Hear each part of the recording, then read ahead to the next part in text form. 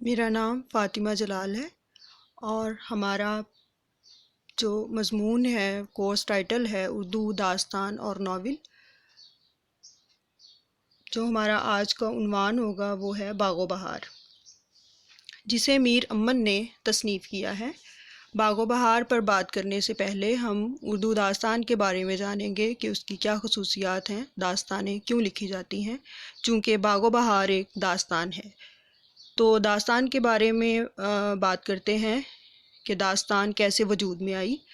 فارسی میں استعمال ہونے والا لفظ داستان پہلوی زبان سے فارسی میں منتقل ہوا۔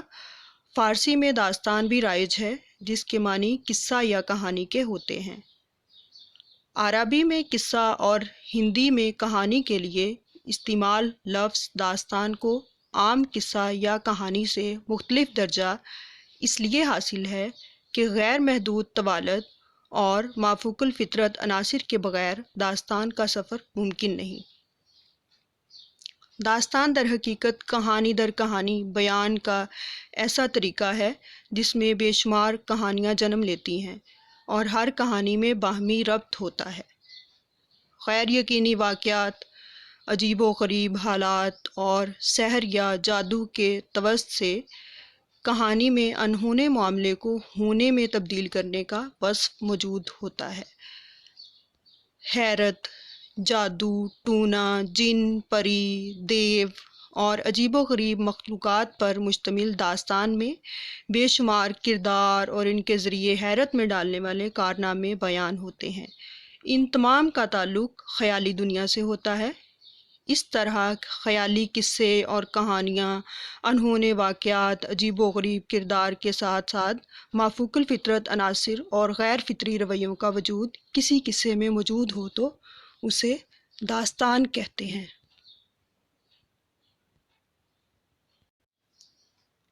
اس کے بعد ہم بات کریں گے فورٹ ولیم کالج پر کہ فورٹ ولیم کالج کیوں وجود میں آیا، اور اس کا چونکہ میر امن کی داستان باغ و بہار سے تعلق ہے تو اس سے پہلے ہم اسے تھوڑا سا جان لیں کہ فورٹ ولیم کالج کیا ہے۔ فورٹ ولیم کالج 1800 میں قائم ہوا۔ کالج کے قیام کے پس منظر میں اگر ہم جائیں تو ہم دیکھتے ہیں کہ ایسی قومیں ہمیشہ ہندوستان پر قبضہ جمانے اور یہاں کی دولت سے فائدہ اٹھانے کی کوشش میں مصروف رہی ہیں۔ مثلاً انگریز جو ہیں وہ ہمیشہ سے ہندوستان پر قبضہ جمانے اور اس میں مصروف رہیں گے، اس سے فائدہ اٹھائیں۔ 15ویں صدی عیسوی کے اواخر میں پرتگالی سیاح واسکو ڈے گاما ہندوستان آیا۔ اس کی زبانی یہاں کی دولت کے قصے سن کر پرتگالی تجارت کی غرض سے ہندوستان آئے۔ اس کے بعد ڈچ اور پھر انگریز اس طرف متوجہ ہوئے۔ 1600 میں انگریز تاجروں نے ملکہ برطانیہ الزبتھ سے ہندوستان تجارت کی غرض سے آنے کی اجازت حاصل کر لی۔ تجارت کے لیے ایک کمیٹی قائم کی گئی جس کا نام ایسٹ انڈیا کمپنی رکھا گیا۔ 1608 میں کپتان ہانکس نے بادشاہ جہانگیر سے سورت کی بندرگاہ میں ایک تجارتی کوٹھی بنانے کا اجازت نامہ حاصل کیا۔ 1633 تک انگریزوں نے 3 کوٹھیاں قائم کر لی تھیں۔ 1640 میں انگریزوں نے مدراس شہر آباد کیا اور وہاں ایک قلعہ قائم کیا۔ چارلس دوم نے ایسٹ انڈیا کمپنی کو اپنا سکہ جاری کرنے، حفاظتی فوج رکھنے، قلعے تعمیر کرنے اور غیر عیسائی قوتوں سے زور آزمائی کی اجازت سے کمپنی کے حوصلے بڑھ گئے۔ انہوں نے مغل سلطنت کو کمزور پا کر بغیر اجازت ہگلی کے قریب ایک تجارتی کوٹھی تعمیر کرنی چاہی، مگر اورنگزیب نے فوجی کارروائی سے تعمیر روک دی۔ 1690 میں کمپنی نے بادشاہ سے معافی مانگ کر دوبارہ تجارت کی اجازت حاصل کر لی۔ انہوں نے ہگلی کے قریب ایک چھوٹی سی بستی آباد کر لی جو بعد میں کولکتہ کے نام سے مشہور ہوئی۔ انگریزوں نے یہاں ایک قلعہ تعمیر کیا جس کا نام فورٹ ولیم رکھا گیا۔ اس قلعے کی تعمیر 1757 سے شروع ہو کر 1773 تک مکمل ہوئی۔ اورنگزیب کی وفات کے بعد مغل سلطنت زوال پذیر ہونا شروع ہو گئی۔ 1857 میں آخری مغل بادشاہ کو گرفتار کر کے رنگون قید کر دیا گیا۔ اس طرح مغل سلطنت کی جگہ انگریز افسروں نے لے لی۔ کالج کے قیام کا مقصد ہندوستان آنے والے افسروں کو ہندوستانی زبانوں کو بولنے اور سمجھنے کی تعلیم دینا اور ہندوستانی تہذیب سکھانا تھا۔ لارڈ ویلزلی نے 1798 میں گورنر جنرل کا عہدہ سنبھالا۔ لارڈ ویلزلی نے 10 جولائی 1800 کو کالج کا افتتاح کیا، لیکن جب کالج کے ضوابط قلم بند کیے گئے تو کالج کے قیام کی تاریخ پیچھے ہٹا کر 4 مئی 1800 درج کی گئی۔ یہ تاریخ سلطان ٹیپو پر انگریزوں کی فتح کی پہلی سالگرہ کا دن تھا۔ دکن کا یہ شہر انگریزوں کے عزائم کے راستے کا سب سے بڑا کانٹا تھا۔ فورٹ ولیم کالج سے پہلے اردو تعلیم کا عملاً کوئی باضابطہ انتظام نہیں تھا۔ ڈاکٹر گلکرسٹ اس کالج کے سربراہ مقرر ہوئے۔ انہوں نے اردو کے اچھے عالموں اور ادیبوں کی فورٹ ولیم کالج میں تقرری کی۔ اس میں یہ بات بھی آپ کو بتانا چاہوں گی کہ ڈاکٹر گلکرسٹ جو تھے وہ اردو زبان سے خاصی دلچسپی رکھتے تھے، اور انہوں نے قواعد پر کافی کتابیں قلم بند کیں اور اردو قواعد پر کافی کام کیا۔ تو انہوں نے ان کے ذمہ تھا کہ وہ جو بھی مصنفین کو رکھنا ہوگا ان کی تقرری جو ہے وہ ڈاکٹر گلکرسٹ کریں گے۔ تو اس وقت ہندوستان میں شاعری کا ہی عام رواج تھا، اس لیے ہندوستانی ادب میں شعری خزانہ بھرا پڑا تھا، مگر اردو ادب نثری دولت سے خالی تھا۔ تاریخ و جغرافیہ وغیرہ کی بھی کتابیں موجود نہیں تھیں۔ اس ضرورت کو پورا کرنے کے لیے ترجمہ و تالیف کا ایک محکمہ قائم کیا گیا اور ملک کے قابل افراد کو چن چن کر کولکتے بلایا گیا، اور فارسی کی اہم کتابوں کے اردو میں تراجم کرائے جانے لگے۔ فورٹ ولیم کالج کے نثر نویسوں میں مرزا لطف، للو لال جی، میر امن، شیر علی افسوس، سید حیدر بخش حیدری، نہال چند لاہوری، مرزا کاظم علی جوان، مظہر علی خاں ولا، بینی نرائن، میر بہادر علی حسینی، حفیظ الدین احمد، مولوی اکرام علی اور مولوی امانت اللہ شامل ہیں۔ ان نثر نگاروں میں سب سے زیادہ مقبولیت میر امن ہی کے حصے میں آئی۔ بہادر علی حسینی نے ان کی ملاقات گلکرسٹ سے کروائی۔ بہادر علی حسینی ان کے دوست احباب میں سے تھے، اور انہوں نے 1802 میں قصہ چہار درویش کا ترجمہ آسان اردو میں کیا۔ یہ میر امن نے قصہ چہار درویش کا ترجمہ کیا، جسے باغ و بہار کا نام دیا گیا۔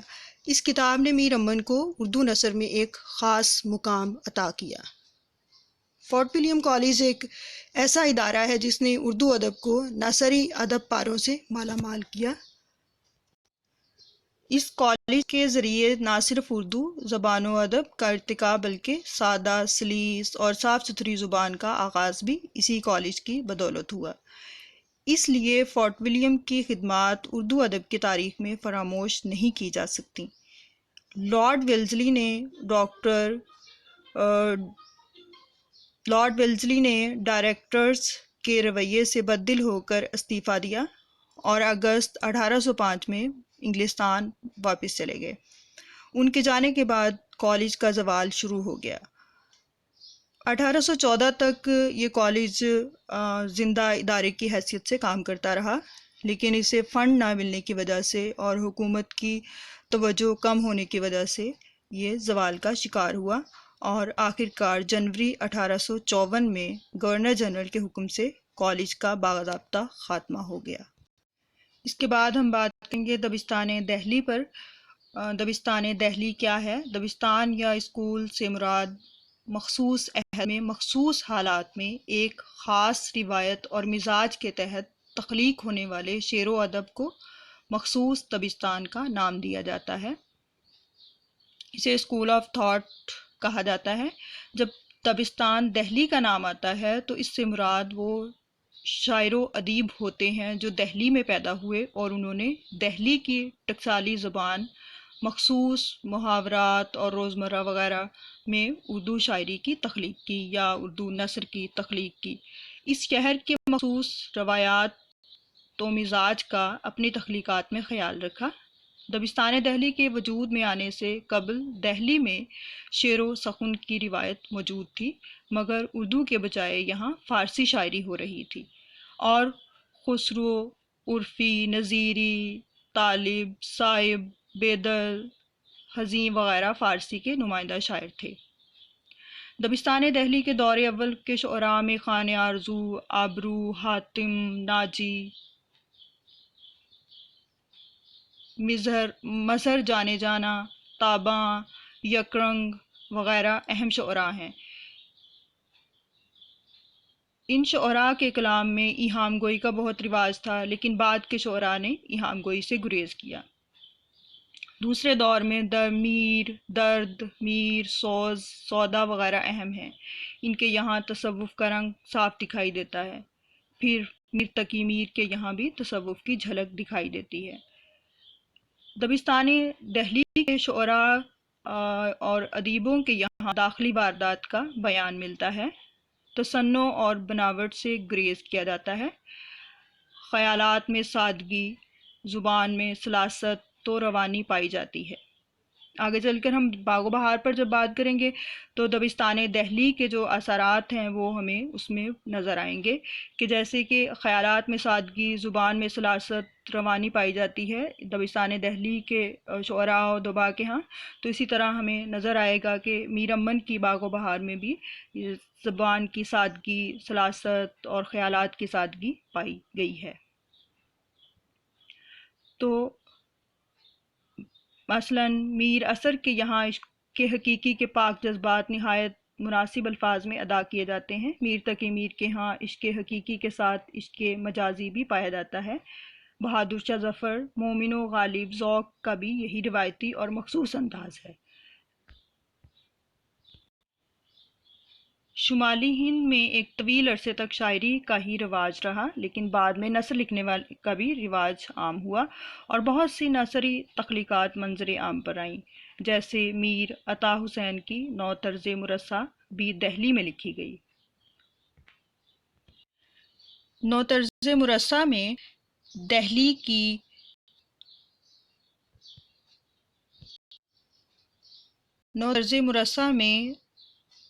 دہلی کی ٹکسالی زبان اور روزمرہ کے محاورات پائے جاتے ہیں۔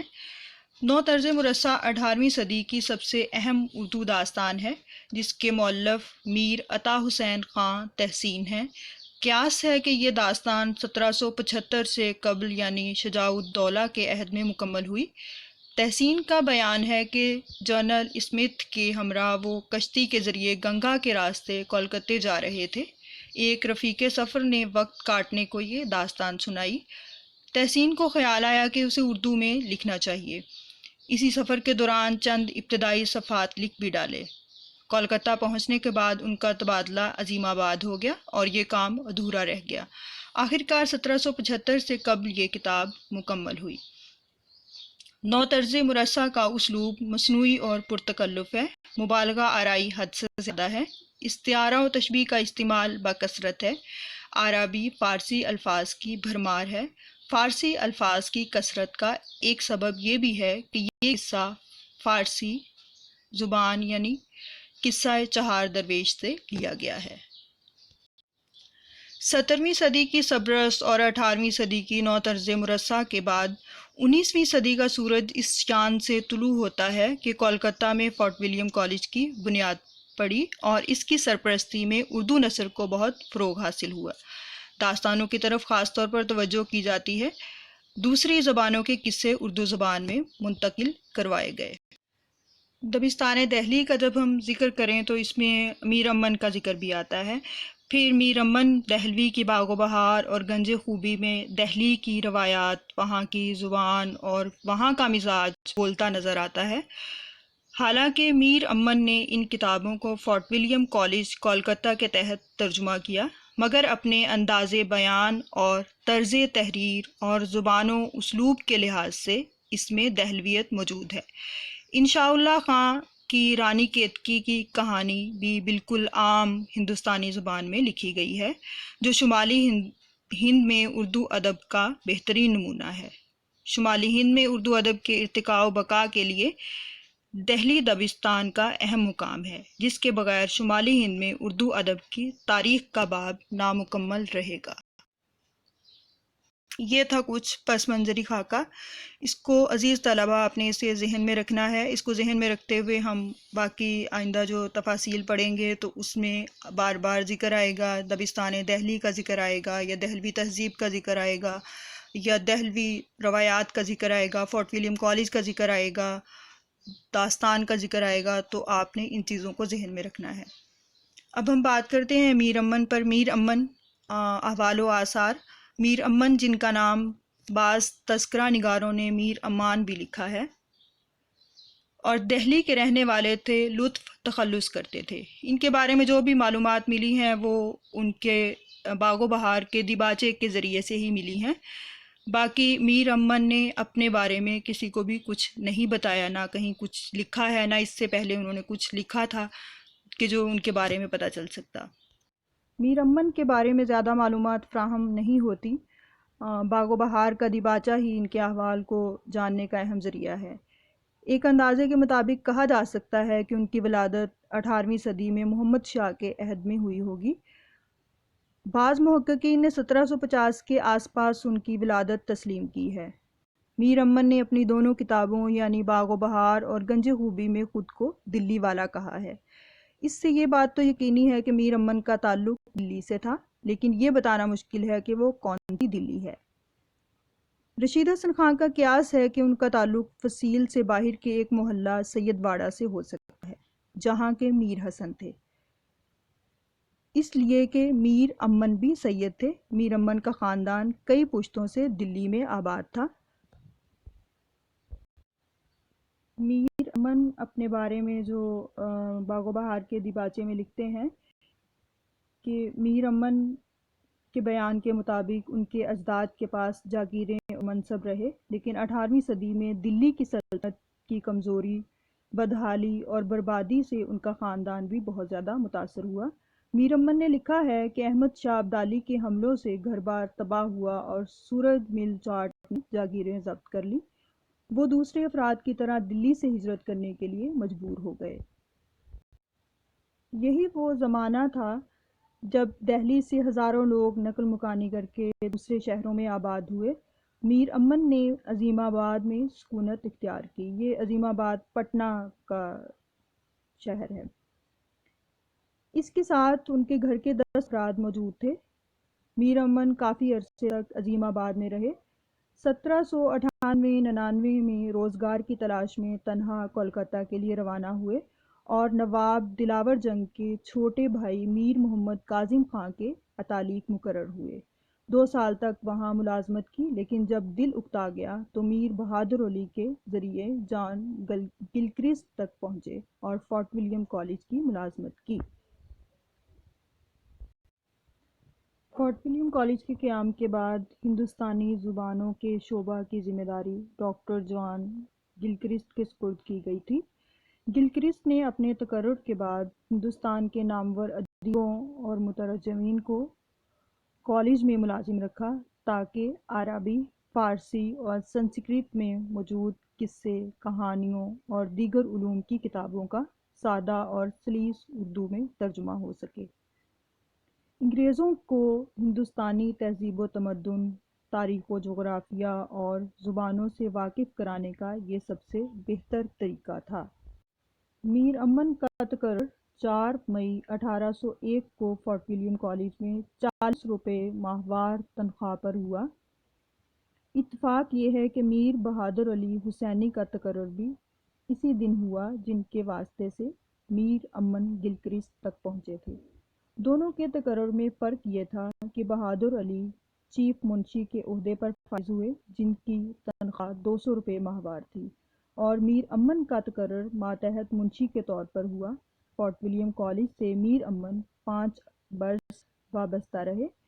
4 جون 1806 میں ایک طالب علم کو پڑھانے سے معذوری ظاہر کرنے پر 4 مہینے کی پیشگی تنخواہ دے کر میر امن کو ملازمت سے سبکدوش کر دیا گیا.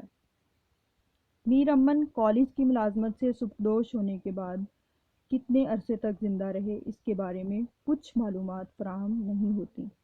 البتہ قیاساً یہ کہا جا سکتا ہے کہ زیادہ عرصہ تک بعد حیات نہیں رہے ہوں گے، کیونکہ ملازمت چھوڑنے کا سبب کی ضعیفی اور جسمانی کمزوری بتایا گیا ہے۔ ایک اندازے کے مطابق ان کی عمر اس وقت 70 سال کے آس پاس رہی ہوگی۔ میر امن کی وفات کب اور کہاں ہوئی، کہاں انہیں دفن کیا گیا، کچھ معلوم نہیں۔ اب ہم آتے ہیں باغ و بہار کے تحقیقی و تنقیدی جائزے کی طرف کہ باغ و بہار میں کیا ہے۔ تو سب سے پہلے یہ چیز کہ اس کی تصنیف کی وجہ کیا بنی، تو میر امن کو گلکرسٹ نے کچھ شرائط لاگو کی تھی کہ اسے جو ہے وہ عام زبان میں لکھا جائے۔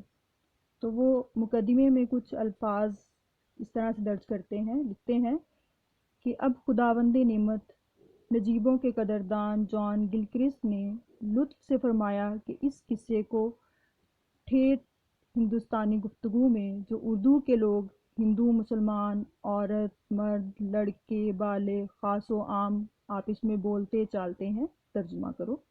موافق حکم حضور کے میں نے بھی اس محاورے سے لکھنا شروع کیا جیسے کوئی باتیں کرتا ہے۔ باغ و بہار جس دور میں لکھی گئی اور جس خاص ضرورت کے لیے لکھی گئی، اس کا تقاضا یہ تھا کہ اس کی زبان آسان ہو اور بول چال کی زبان کے مطابق ہو۔ اس لیے فورٹ ولیم کالج کے لیے جتنی کتابیں تصنیف یا تالیف ہوئیں ان میں لکھنے والوں نے سب سے زیادہ توجہ اس بات پر دی ہے کہ وہ اپنی کتاب بول چال کی آسان اور سادہ زبان میں لکھیں۔ چنانچہ اس دور کی کوئی کتاب بھی اٹھا کر دیکھ لیجئے، زبان کی سادگی اس کی خصوصیت ہوگی۔ یہی سادگی باغ و بہار کی ایک خصوصیت ہے، لیکن جس چیز نے میر امن اور اس کے دوسرے ہم عصروں سے فرق پیدا کیا وہ یہ ہے کہ میر امن نے سادگی بیان اور سادگی زبان اور بول چال کی پابندی کرتے ہوئے بھی اس میں اعلیٰ درجے کے ادبی محاسن پیدا کیے۔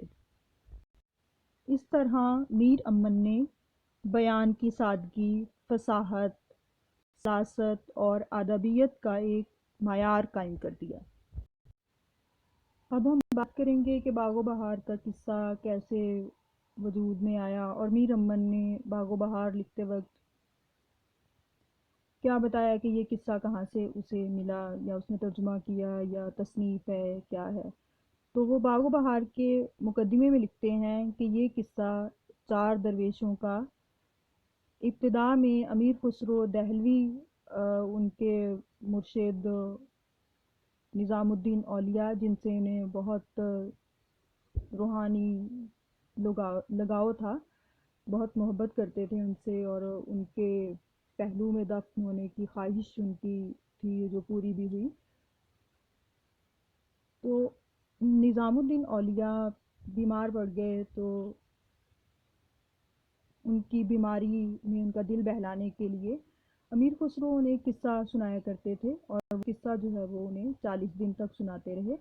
40 دن بعد وہ صحت یاب ہوئے تو انہوں نے نظام الدین اولیاء نے غسل فرمایا اور جب تندرست ہونے کے بعد انہوں نے دعا کی کہ جو کوئی اس قصے کو سنے گا خدا کے فضل سے تندرست رہے گا۔ جب سے یہ قصہ فارسی میں مروج ہوا، لیکن محققین اس کے بارے میں کہتے ہیں کہ یہ فارسی قصہ 4 درویش کا ترجمہ ہے، لیکن گلکرسٹ اور بعض دوسرے محققین کے بیان سے صاف ظاہر ہے کہ اس کی تالیف میں تحسین کی نو طرز مرصع سے بھی استفادہ کیا گیا ہے۔ گلکرسٹ نے باغ و بہار کے انگریزی مقدمے میں لکھا ہے، عطا حسین خان نے ابتداً اصل فارسی سے اس کا ترجمہ کیا، مگر چونکہ اس کی زبان کثرت تراکیب، محاورہ فارسی وغیرہ مخلق اور قابل اعتراض مانی گئی، اس لیے اس نقص کو رفع کرنے کی غرض سے کالج کے ملازمین میں سے میر امن دہلوی نے مذکورہ بالا ترجمے سے موجودہ متن تیار کیا ہے۔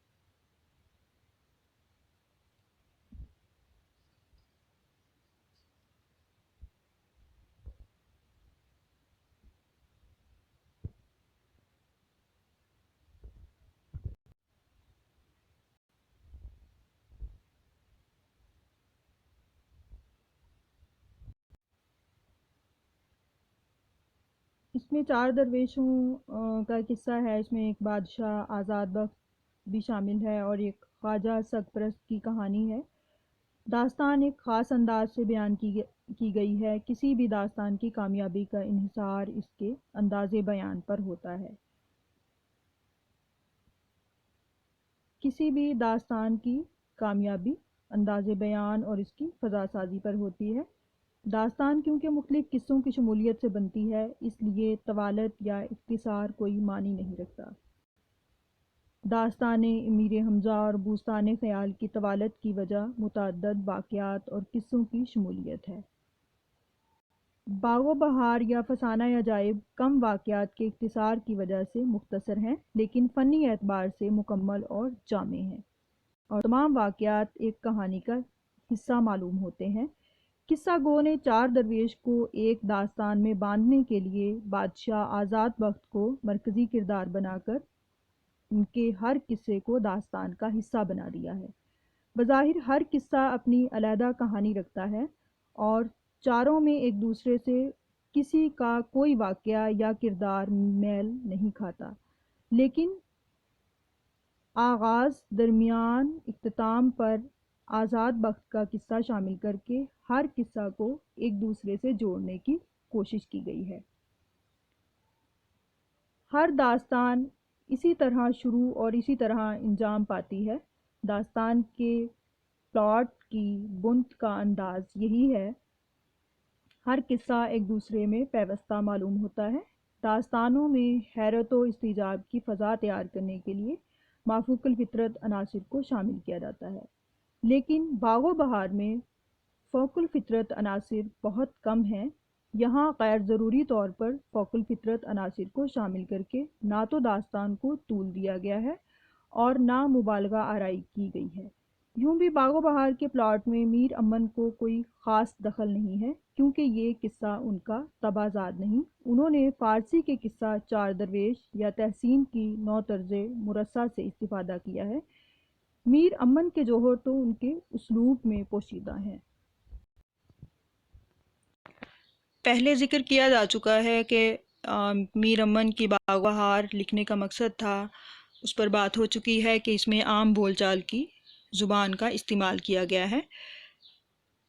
میر امن لکھتے تو سب کچھ اس زبان میں ہیں جو اس عہد کے دلی کے شریفوں کی زبان تھی، لیکن کہتے اس طرح ہیں کہ ان کی بات سے بات جیسے ان کی زبان سے پھول جھڑتے معلوم ہوتے ہیں، اور پڑھنے والا کچھ یوں محسوس کرتا ہے جیسے لفظوں کے ذریعے اس پر کوئی جادو کیا جا رہا ہے. میر امن کے بیان میں سادگی اور لطف بیان کے ساتھ ساتھ روانی اور ہمواری بھی ہے، لیکن اس ہمواری میں ایسی یکسانی کہیں نہیں جس سے پڑھنے والا اکتا جائے. اس کی پوری کتاب میں ایک لفظ بھی مشکل سے ایسا ملے گا جسے عامیانہ کہا جا سکے. ان کے بیان میں ہر جگہ لفظوں، فکروں اور جملوں کے استعمال اور ترتیب میں ایسا توازن ہے جو اردو کے کسی اور قصے میں نہیں ملتا. انہیں معلوم ہے کہ کس بات کو کس موقع پر کس طرح کہنا چاہیے اور کیسے بات ایک لفظ کے گھٹنے یا بڑھنے سے بے اثر یا مؤثر بن سکتی ہے. ان کا قدیم طرز کی رنگینی اور جدید طرز کی افتادگی کا بڑا لطیف امتزاج اور سادگی بیان میں انشا پردازی کا بڑا صحیح نمونہ ہے. انہیں لفظوں کی قدر و قیمت کا پورا احساس ہے اور وہ جانتے ہیں کہ کس طرح لفظ اور ان کے جوڑ ایک نغمہ کی طرح کانوں کے ذریعے دل تک پہنچتے ہیں. انشا پردازی کی اس موسیقی کو میر امن نے ایسے زمانے میں عام کیا جب لوگوں میں اس کا احساس تک پیدا نہیں ہوا تھا. اب ہم بات کرتے ہیں دہلوی تہذیب اس میں کس طرح سے نظر آتی ہے. میر امن نے اردو کو ایک نیا اسلوب نثر دیا. انہوں نے تقریر کی زبان کو تحریر کی شکل عطا کی. ان کے پاس عوام و خاص میں بولی جانے والی زبان کے الفاظ کا بہت بڑا ذخیرہ تھا.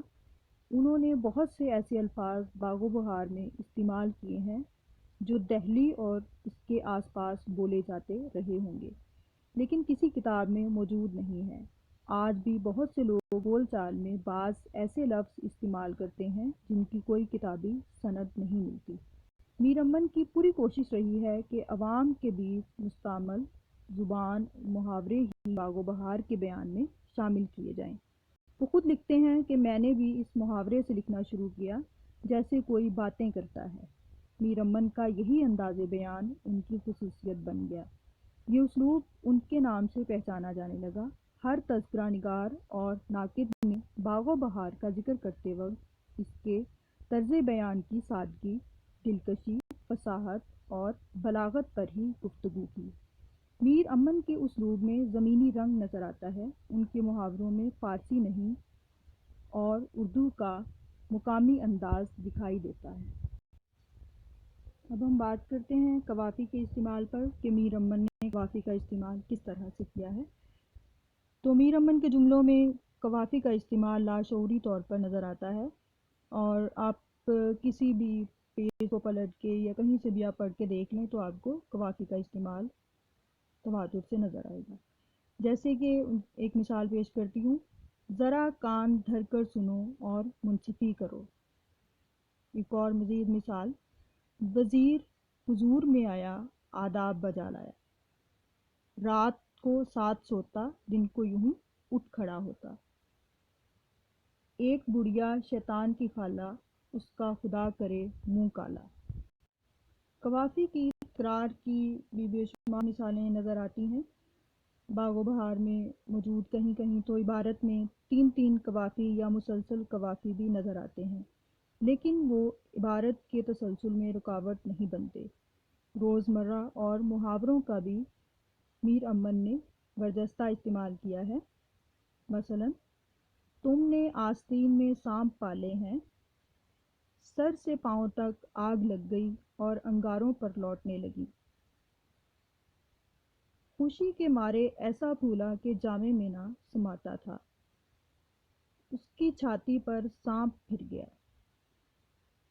تو اسی طرح خاک چھانتا پھرے گا۔ ہر ایک کے گھر میں دن عید اور رات شب برات تھی، ڈوبتے کو تنکے کا آسرا بہت ہے، ہم نے عرش پر جھنڈا گاڑا ہے، مینڈکی کو بھی زکام ہوا۔ مترادف الفاظ کی بات کریں تو اس میں مترادف الفاظ کا بھی بہت زیادہ استعمال ہے۔ ایک ہی معنی کے کئی لفظوں کو بار بار دہرایا گیا ہے، شاید اس لیے کہ فورٹ ولیم کالج کے طالب علموں کے ذخیرہ الفاظ میں اضافہ ہو۔ میر امن ایک ہی جملے میں کئی ہم معنی الفاظ استعمال کر جاتے ہیں۔ مثلا، یہاں بھی تیری آرزو ہے وہاں بھی تیری تمنا رہے گی۔ یہاں آرزو تمنا ایک ہی معنی دینے والے لفظ ہیں۔ ایک باپ مر گیا، تم دونوں میرے پدر کی جگہ میرے سر پر قائم ہوئے، جواب لے کر جلدی پھر آ، میں شتاب باغ میں گھسا۔ اس حالت میں 3 سال گزرے، چوتھے برس ایک سوداگر سیر و سفر کرتا ہوا آیا۔ باغ و بہار میں شروع سے آخر تک ایسی بہت سی مثالیں ہمیں ملتی ہیں۔ میر امن نے اس طرح کی نثر کو اس فنکاری سے لکھا کہ تحریر میں بناوٹ یا تصنع کا شائبہ تک نہیں ہوتا۔ اسلوب کی سلاست، سادگی اور روانی ہاتھ سے نہیں جاتی۔ زبان کی لطافت، حلاوت اپنی جگہ قائم رہتی ہے۔ میر امن کے بیان میں اس قدر روانی ہے کہ کہیں رکاوٹ کا احساس ہی نہیں ہوتا، اور قصہ خود بخود آگے بڑھتا چلا جاتا ہے۔ میر امن کو ہر طبقے کی زبان اور لہجے سے اچھی واقفیت تھی۔ وہ کردار کے لحاظ سے زبان کا استعمال کرتے تھے۔ باغ و بہار میں عورتوں اور مردوں کی گفتگو کا انداز ہر جگہ مختلف نظر آتا ہے۔ مثلا، ایک مثال پیش کرتی ہوں، اگر منصفی فرمائیے اور اس فدوی کی عرض قبول کیجیے تو بہتر یوں ہے کہ جہاں پناہ ہر دم اور ہر ساتھ دھیان اپنا خدا کی طرف لگا کر دعا مانگا کریں۔ اس درگاہ سے کوئی محروم نہیں رہا، دن کو بندوبست ملک کا اور انصاف، عدالت، فریب غربا کی فرماویں تو بندے خدا کے دامن دولت کے سائے میں امن و امان خوش گزراں رہیں۔ ایک اور جگہ وزیر کی بیٹی کے الفاظ انہوں نے کچھ یوں ادا کیے: اپنا منہ تو نے کالا کیا اور خاندان کو رسوا کیا، ہم تو تیری جان کو رو پیٹ کر صبر کر کے تجھ سے ہاتھ دھو بیٹھے، جا دفع ہو۔ ہم جزیات نگاری پر اگر بات کریں تو میر امن کی نظر سے کوئی چیز بچتی نظر نہیں آئی کہ انہوں نے اپنی داستان گوئی میں دہلی میں بولے جانے والا ہر لفظ، ہر چیز کو اس داستان میں شامل کر دیا ہے۔ اس کی مثال ہم ایک پیراگراف میں دیکھتے ہیں کہ پکوانوں کا ذکر انہوں نے کس طرح سے کیا ہے۔ میر امن نے جزیات کے بیان کا ہر طرح سے لحاظ رکھا ہے۔ ایک عورت کا بیان کرتے ہوئے میر امن لکھتے ہیں: اور دسترخوان بچھوا کر مجھ تن تنہا کے روڈو بقاؤل نے ایک تورے کا تورا چن دیا، 4 مشکاب، ایک میں یخنی پلاؤ، دوسرے میں قورمہ پلاؤ اور تیسری میں متنجن، چوتھی میں کوکو پلاؤ اور ایک کاب زردے کی اور کئی طرح کے کلیے، 2 پیازا، نرگسی، بادامی، روغن جوش اور روٹیاں کئی قسم کی، باقر خوانی، شیرمال، گاؤ دیدہ، گاؤ زبان، نان نعمت، پراٹھے اور کباب کوفتے کے، ٹکے کے، مرغ کے، خاگینہ، ملغوبہ، شبدیگ، دم پخت، حلیم، ہریسہ، سموسے، وارکی، قبولی، فرنی، شیر برنج، ملائی، حلوہ، فالودہ، پن بھتا، نمش، آبشورہ، ساگ، روس، لوزیات، مربا، اچاردان، دہی کی کفلیاں، یہ نعمتیں دیکھ کر روح بھر گئی۔ اس پیراگراف سے معلوم ہوا کہ میر امن نے کس طرح سے پکوانوں کا ذکر کیا، اسی طرح مختلف تہوار، مختلف چیزوں کا ذکر جو ہے وہ بڑی تفصیل سے انہوں نے بیان کیا ہے۔ تو اس طرح دسترخوانوں پر اتنی اقسام کے کھانے دیکھ کر کھانے والے کی روح بھر جاتی ہے، اسی طرح پڑھنے والے کی بھوک بڑھ جاتی ہے۔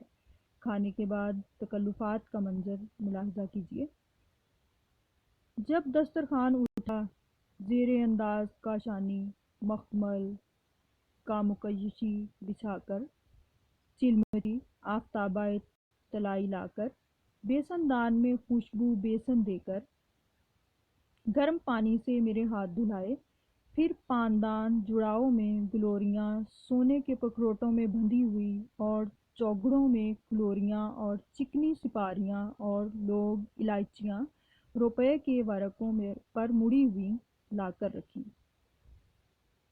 ان شاہی تکلفاتی تہذیب کا علم صرف اور صرف داستانوں ہی سے ہو سکتا ہے، کسی تاریخ کی کتاب میں اتنی تفصیل سے ذکر نہیں ملے گا۔ داستان گو اپنی واقفیت کے اظہار اور داستان کو طویل کرنے کی وجہ سے ہر منظر کو تفصیل سے بیان کرتا ہے۔ باغ و بہار کا شمار تو مختصر داستان میں ہوتا ہے، اس کے باوجود یہاں ہر چیز کی تفصیل موجود ہے۔ معاشرت کی یہی تفصیل باغ و بہار کی اہمیت میں اضافہ کرتی ہے۔ دیگر داستانوں کی طرح باغ و بہار میں بھی ولادت سے وفات تک کی رسومات کا ذکر مل جاتا ہے۔ بچے کی ولادت پر خوشیاں منائی جاتی ہیں، مٹھائیاں تقسیم ہوتی ہیں، صدقات دیے جاتے ہیں، ذائچے تیار ہوتے ہیں۔ اس کی ایک مثال پیش کروں گی۔ ایک محلی بادشاہ کے محل میں سے دوڑا ہوا آیا اور مبارکباد کی تسلیمیں بادشاہ کے حضور بجا لایا اور عرض کی کہ اس وقت شہزادہ پیدا ہوا کہ آفتاب و ماہتاب اس کے حسن کے روبرو شرمندہ ہیں۔ بادشاہ کو ایسی خوشی حاصل ہوئی کہ شاید شادی مرگ ہو جائے۔ بادشاہ محل میں تشریف لے گئے، شہزادے کو گود میں لیا اور شکر پروردگار کی جناب میں کیا۔ کلیجہ ٹھنڈا ہوا، وہ نہیں چھاتی سے لگائے، وہیں چھاتی سے لگائے ہوئے لا کر فقیروں کے قدموں پر ڈالا۔ درویشوں نے دعائیں پڑھ کر جھاڑ پھونک دیا۔ بادشاہ نے جشن کی تیاری کی، دوہری نوبتیں جھڑنے لگیں، خزانے کا منہ کھل گیا، داد و دہش سے ایک کوڑی کے محتاج کو لکھ پتی کر دیا۔ ارکان دولت جتنے تھے سب کو دو چند جاگیر و منصب کے فرمان ہو گئے۔ تمام شہر میں ہزاری بزاری کے گھروں میں جہاں دیکھو وہاں تھئی تھئی ناچ ہو رہا تھا۔ ہماری خوشی کے ہر ایک ادنا اعلیٰ بادشاہ وقت بن بیٹھا۔ ہندوستانی معاشرت کا اگر ذکر کریں تو باغ و بہار میں دوسری داستانوں کے مقابلے میں ہندوستانی معاشرت کی عام زندگی کی جھلکیاں زیادہ نظر آتی ہیں۔ شاید اس کی ایک وجہ یہ بھی ہے کہ خود میر امن کی زندگی عام آدمی کی طرح گزری۔ عوامی زندگی سے وابستہ اشیاء کا بیان وہ بڑی روانی سے کرتے ہیں۔ پہلے درویش کے قصے میں کی بہن کا واقعہ خاص ہندوستانی تہذیب کی نمائندگی کرتا ہے۔ آج بھی ہندوستانی تہذیب میں شادی شدہ بہن یا بیٹی کے گھر جا کے کھانے پینے کو بھی معیوب سمجھا جاتا ہے۔ میر امن اس بات کو اس طرح بیان کرتے ہیں: وہ ماں جائی میرا یہ حال دیکھ کر بلائیں لے اور گلے مل کر بہت روئی۔ تیل ماش اور کالے ٹکے مجھ پر سے صدقے کیے۔ اے بیرن تو میری آنکھوں کی پتلی اور ماں باپ کی موئی مٹی کی نشانی ہے۔ تیرے آنے سے میرا کلیجہ ٹھنڈا ہوا۔ لیکن مردوں کو خدا نے کمانے کے لیے بنایا ہے۔ دنیا کے لوگ تانا دیتے ہیں: اپنے باپ کی دولت دنیا کھو کھا کر بہنوئی کے ٹکڑوں پر آ پڑا۔ یہ نہایت بے غیرتی اور میری تمہاری ہسائی اور ماں باپ کے نام کو سبب لاج لگنے کا ہے۔ میر امن نے بادشاہ آزاد بخت اور چاروں درویشوں کے قصوں میں اپنے عہد کی تہذیب کو پیش کر کے فورٹ ولیم کالج کے طالب علموں کو ہندوستانی تہذیب سے روشناس کرایا۔ میر امن کیونکہ ایک ایسی کتاب تیار کر رہے تھے جس کی مدد سے انگریزوں کو ہندوستانی زبان کے ساتھ ساتھ یہاں کی معاشرت سے بھی واقف کرایا جائے، انہوں نے کوشش کی ہے کہ ان کے عہد میں مروج الفاظ کا بیشتر ذخیرہ باغ و بہار میں شامل ہو جائے۔ اس لیے باغ و بہار میں مختلف رسومات کی ادائیگی کے موقع پر استعمال ہونے والے الفاظ کے علاوہ زیادہ سے زیادہ ایسے الفاظ استعمال کیے جو اس عہد میں مختلف طبقوں اور پیشوں سے تعلق رکھنے والے افراد کے لیے مستعمل تھے۔ شاہی محلات اور دربار سے وابستہ افراد کے علاوہ عام زندگی سے جڑے ہوئے الفاظ کی بھی بہتات ہے۔ مثال کے طور پر ایک مثال پیش کرتی ہوں: کسی گاؤں کے کنارے ایک بڑھیا کی جھونپڑی تھی۔ ٹھلیا اور بننا پانی سے بھرا ہوا دھرا تھا۔ وہ پیر زن چرخا کاٹتی تھی۔ کتا کوزے کے نزدیک گیا، چاہا کہ لوٹے کو اٹھاوے۔ عورت نے ڈانٹا، لوٹا اس کے منہ سے چھوٹا، گھڑے پر گرا، گھڑا پھوٹا، باقی باسن لڑ گئے، پانی بہہ چلا۔ بڑھیا لکڑی لے کر مارنے کو اٹھی۔ یہ سگ اس کے دامن میں لپٹ گیا اور اس کے پاؤں پر منہ ملنے اور دم ہلانے لگا اور پہاڑ کی طرف دوڑ گیا۔ پھر اس کے پاس آ کر کبو رسی اٹھاتا، کبو ڈولی منہ میں پکڑ کر دکھاتا اور منہ اس کے قدموں پر کرتا اور آنچل چادر کا پکڑ کر کھینچتا۔ باغ و بہار میں ہمیں لفظوں کا انبار لگا نظر آتا ہے، اور میر امن نے عام و خاص کے مختلف طبقوں سے متعلق سینکڑوں الفاظ کو باغ و بہار میں شامل کر دیا، جس کی وجہ سے باغ و بہار ایک تہذیبی فرہنگ بن گئی ہے۔ دربار کی زندگی اس عہد کی تہذیب کی خاص نمائندہ ہے، جس کی وجہ سے دربار سے تعلق رکھنے والے بے شمار الفاظ رائج ہوئے۔ ہندوستان میں مسلمانوں کے دربار کا انداز کیونکہ ایران کے انداز پر رہا، اس لیے وہ تمام الفاظ جو ایرانی دربار سے متعلق تھے ہندوستان کے دربار میں آئے اور پھر اردو کی ملکیت بن گئے۔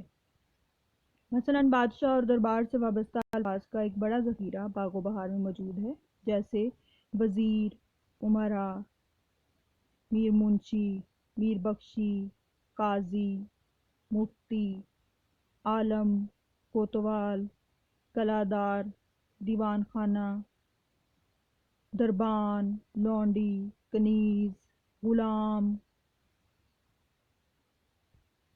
خواجہ سرا وغیرہ۔ اگر اس طرح الفاظ کی شماری کی جائے تو اس عہد کے مخصوص تہذیب سے متعلق الفاظ کی ایک طویل فہرست تیار ہو سکتی ہے۔ میر امن نے دوسرے درویش کے قصے میں مکان کے اسباب کا ذکر کرتے ہوئے لکھا ہے، یہ باغ و بہار میں سے اقتباس ہے: جتنا اسباب اس مکان میں تھا، شطرنجی، چاندنی، کالنے، سیتل، پارٹی، منگل کوٹی، دیوارگری، چھت، پردے، چلونے، سائبان، نمگیرے، چھپر کھٹ، ماہ، غلاف، ادکچا، توشک، بالا پوش، سیج بند، چادر، تکیے، تکینی، گل تکیے، گاؤ تکیے، دیگ، دیگچے، پتیلے، طباق، رکابی، بادیے، تشتری، چمچے، بکاولی، کفگیر، طعام بخش، سرپوش، سینک خواں پوش، تورا پوش، آبخورے، بھجرے، سراہی، لگن، باندان، چوگھرے، چنگیر، گلاب، پاش، پود سوز، آفتابہ، چلمچی سب میرے حوالے کیے کہ یہ تمہارا مال ہے۔ اب یہاں پر آپ دیکھ سکتے ہیں کہ ایک ہی پیراگراف میں میر امن نے کتنے الفاظ جمع کر دیے ہیں۔ تو اس طرح جب آپ باغ و بہار کے قصے کو پڑھیں گے تو اس طرح کی مثالیں آپ خود بھی تلاش کر سکتے ہیں اور ان کو اپنے پیپر کے لیے تیار کر سکتے ہیں۔ بلکہ میں آپ کو مشورہ دوں گی کہ آپ کے لیے بہت ضروری ہے کہ آپ باغ و بہار کو پڑھیں، اور سب سے بہترین اس کا نسخہ جو ہے وہ رشید حسن خان نے جو تدوین کی ہے باغ و بہار کی، تو انہوں نے اس میں ایک خاص خیال رکھا ہے کہ باغ و بہار کا جو پہلا نسخہ جب میر امن نے اسے 1802 میں 1801 میں لکھنا شروع کیا تھا، 1802 میں انہوں نے جو ہے وہ اس کو مکمل کر دیا تھا۔ تو یہ 1802 میں تصنیف ہونے والا نسخہ جو ہے اس میں اعراب لگائے گئے تھے، کیونکہ گلکرسٹ نے اس کی یہ شرط رکھی تھی، اس کے لیے ضروری قرار دیا تھا کہ جو بھی کتاب لکھی جائے گی اس میں اعراب لگائے جائیں گے۔ تو رشید حسن خان نے جب تدوین کی تو انہوں نے جو ٹیکسٹ پیش کیا اس میں انہوں نے اعراب لگائے، اور انہوں نے جو میر امن کا لکھا ہوا نسخہ ان سے استفادہ کرتے ہوئے اعراب لگائے۔ تو آپ بھی اس کی مدد سے کافی آسانی سے سمجھ سکتے ہیں، اور اگر آپ اس کو پڑھیں گے تو آپ کے لیے زیادہ بہتر ہوگا۔ تو میرے کہنے کا مقصد یہ ہے کہ آپ جب باغ و بہار کا قصہ پڑھیں گے، باغ و بہار کو پڑھیں گے، تو آپ رشید حسن خان کی تحریر کو پڑھیں۔ اب ہم اس کے اختتام کی طرف آتے ہوئے کچھ مزید بات کرتے ہیں کہ میر امن نے جو بھی اس میں تفصیلات بیان کی ہیں اور ان کا انہیں پورا علم تھا، ان کو انہوں نے قریب سے دیکھا اور ان کا مشاہدہ کیا ہوا تھا۔ میر امن نے اپنے حالات میں لکھا ہے کہ ان کا خاندان کئی پشتوں سے بادشاہوں کا تقرب رہا ہے۔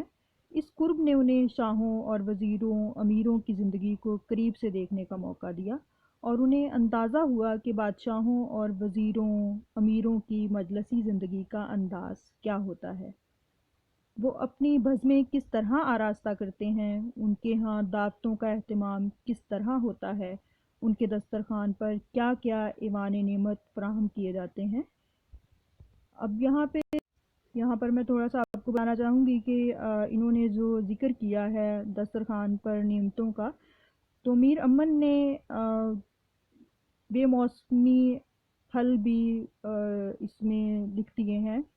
جب انہوں نے طرح طرح کی نعمتیں دسترخوان پر سجائیں تو ان میں انہوں نے موسم کے پھلوں کے ساتھ جو بغیر موسم کے پھل یا دیگر اشیاء ہوتی ہیں ان کا بھی ذکر کیا ہے۔ تو یہ پوائنٹ بھی آپ نے ذہن میں رکھنا ہے۔ میر امن کو ان چیزوں کا تفصیلی علم ہے، انہوں نے اپنے اس علم سے پورا فائدہ اٹھایا اور اپنے مختلف داستانوں میں ان کا ذکر اس طرح سے کیا ہے کہ بغیر دیکھے کسی کے تصور میں نہیں آ سکتا۔ جہاں ایک طرف خاص کی زندگی کے اس پہلو کے متعلق ان کا علم مکمل ہے، وہاں دوسری طرف وہ متوسط طبقے کی زندگی سے بھی ناآشنا نہیں ہے۔ چونکہ خود ہی اس سے وابستہ ہیں، اس لیے اپنے قصوں میں عام زندگی کے رسوم، معاشرت کے طریقوں اور اس کے ساتھ عوام و خاص کے خیالات، توہمات اور عقائد کا تذکرہ بھی وہ اس طرح کرتے ہیں جس طرح کوئی جاننے والا ہی کر سکتا ہے۔ مجلسی اور معاشرتی زندگی کے حقیقت آمیز ذکر کے علاوہ ایک قصہ گو کی حیثیت سے میر امن کی کامیابی کا دوسرا راز یہ ہے کہ انہوں نے داستان کی غیر فطری فضا میں رہ کر بھی جو کردار ہمارے سامنے پیش کیے ہیں وہ زندگی سے بہت قریب معلوم ہوتے ہیں۔ زندگی کے اس رنگ کی جھلک یوں تو باغ و بہار کی سب داستانوں میں آنے والے خاص کرداروں میں موجود ہے، لیکن بعض کرداروں پر زندگی کا بھرپور رنگ چڑھا ہوا ہے۔ ان کرداروں میں مثال کے طور پر پہلے درویش کی بہن، زیرباد کے راجا کی لڑکی، آخر کی داستان میں آنے والی کٹنی خاص طور پر قابل ذکر اور قابل غور ہیں۔ کہانیاں عموماً کسی نہ کسی اخلاقی مقصد سے لکھی جاتی ہیں۔ یہ بات آج کل کے ناولوں اور افسانوں کے لیے بھی اتنی ہی صحیح ہے جتنی اب سے 100-150 برس پہلے کی داستانوں کے لیے تھی۔ لیکن فرق یہ ہے کہ آج کل کا لکھنے والا اس بات کی کوشش کرتا ہے کہ اس کا اصلاحی مقصد کہانی کے پیرائے میں چھپا نہ رہے اور پڑھنے والے کو یہ احساس نہ ہو کہ وہ ناول یا افسانہ پڑھنے کے بجائے کوئی وعظ کی کتاب یا پند و نصائح کا دفتر پڑھ رہا ہے۔ پرانے لکھنے والوں کو اس بات کا احساس نہیں تھا، وہ اخلاقی تعلیم دینے کے لیے موقع کی تلاش میں رہتے تھے اور اسے جاؤ بجا اپنے قصے میں کھونے کی کوشش کرتے تھے۔ اس کا نتیجہ اکثر یہ ہوتا تھا کہ قصے میں پڑھنے والے کی دلچسپی کم ہو جاتی تھی۔ پرانی داستانوں میں ہمیں یہ احساس باغ و بہار سے زیادہ کسی اور کتاب میں نہیں ملتا۔ میر امن نصیحتیں کرتے ہیں، اخلاقی درس دیتے ہیں، لیکن باز کبھی نہیں بنتے۔ برابر داستان گو رہتے ہیں، کہیں کہیں مذہبی اور تبلیغی رنگ قصہ پر غالب بھی آتا ہے، لیکن ایسے موقع نسبتاً کم ہیں۔ میر امن اپنی کتاب میں عام دلچسپی کے نقطہ نظر کو برابر اپنے سامنے رکھا ہے۔ وہ حسن کے ذکر میں ہر جگہ ایک دلکشی پیدا کرنا چاہتے ہیں۔ حسن و عشق کے رشتے اور تعلق کو ظاہر کرتے وقت بھی انہوں نے سستے مذاق کی تسکین کرنا چاہیے۔ جنسی معاملات کے پیش کرنے میں بھی خاصی بے باکی سے کام لیا ہے، لیکن یہ سب کچھ اس لیے کیا گیا ہے کہ زمانے کا مذاق یہی ہے اور اس سے قصہ مقبول بنتا ہے۔ پھر بھی میر امن اور دوسرے داستان گویوں میں بڑا فرق ہے۔ دوسرے داستان گو ان چیزوں کے ذکر میں لذت لیتے ہیں اور دوسروں کے لیے لذت کا سامان فراہم کرتے ہیں اور اس کوشش میں اعتدال کی کسی حد کے پابند نہیں رہتے۔ میر امن اس معاملے میں سبھی دوسروں سے مختلف ہیں۔ انہوں نے زمانے کی روش کی پیروی کر کے بھی اپنے آپ کو اعتدال کے دائرے میں رکھا ہے، کہیں اپنے قلم کو بے لگام نہیں ہونے دیا، اور اسی لیے اب بھی داستان گویوں کی فہرست میں ان کا نام سرِ فہرست لکھا جاتا ہے۔ اس کتاب کو پڑھنے والے کے لیے جو سب سے زیادہ فائدہ ہے وہ یہ ہے کہ اس سے زیادہ سے زیادہ عام بول چال کے الفاظ کا علم ہوتا ہے۔ گلکرسٹ کی ہدایت پر پورا عمل کیا گیا۔ باغ و بہار کی مقبولیت کا سبب بھی یہی بنا۔ 200 سال گزر جانے کے بعد بھی باغ و بہار کی مقبولیت آج بھی برقرار ہے۔ گزشتہ 200 سال سے باغ و بہار اردو زبان و ادب کے طالب علموں کے نصاب کا حصہ بنی ہوئی ہے۔ بقدر و منزلت فورٹ ولیم کالج میں تیار ہونے والی کسی کتاب کو نصیب نہیں ہوئی۔